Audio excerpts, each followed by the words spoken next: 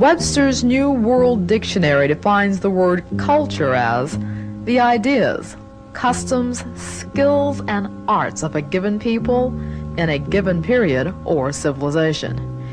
If you use that definition to examine what contributions those of African descent have made to Western civilization, you'd say they were without culture. You'd find that assumption mirrored in history books, flaunted in modern mass media, and taught in schools.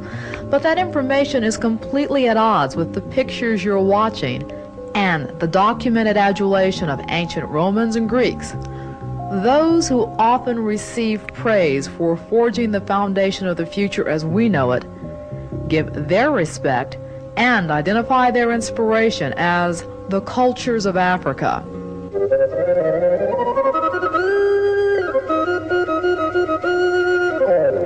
Africa, where the land we call Egypt had the name of Kemet by the people who lived there first.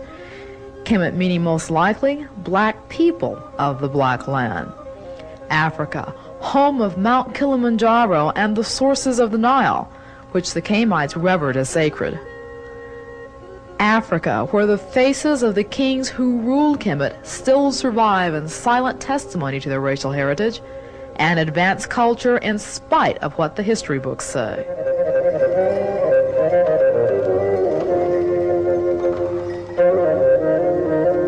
You're looking at the carving of King Mena, founder of all Egyptian dynasties, but not necessarily the founder of all things Egyptian. Hello, I'm Marty Chitwood, welcoming you to part 2 of African American Culture, a Second Look. In the first part of this series, we discovered, through the advice of Dr. Asa Hilliard, that the Egyptians considered themselves black. We also found out that during the First Kingdom of Old Egypt, there was a plethora of learning and something called the pyramid building age. Now we're going to look at what happened in the Second and Third dynasties of Old Egypt.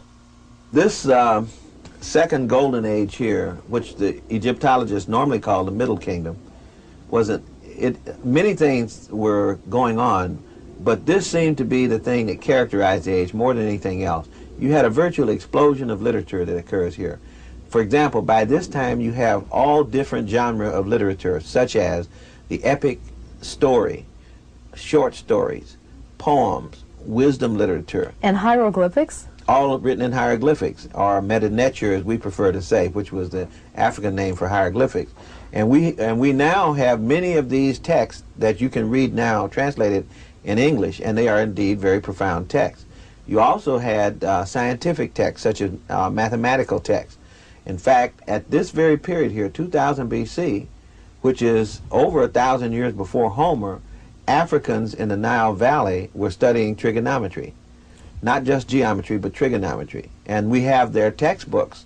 We have samples of the textbooks that were used at that time that still are present in museums today. Now, I'm sure there are still doubts in people's minds. Who were these Africans? Surely they had to have some Caucasian blood, some people will say.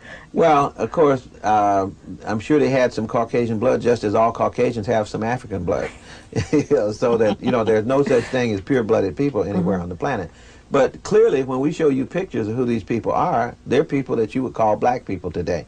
The founder of this dynasty is probably one of the blackest people in the history of the pharaonic reign. His name Mentuhotep. Also, when you look at the 12th dynasty here, we have 3 very prominent pharaohs, and they're very clearly black. We have their images. We have Senwosret I, we have Amenemhet III. When we look at these images of these pharaohs, clearly they could not be mistaken for anything other than black people. But if it's that obvious the Kemetic Egyptians wore black skin, why didn't earlier anthropologists acknowledge this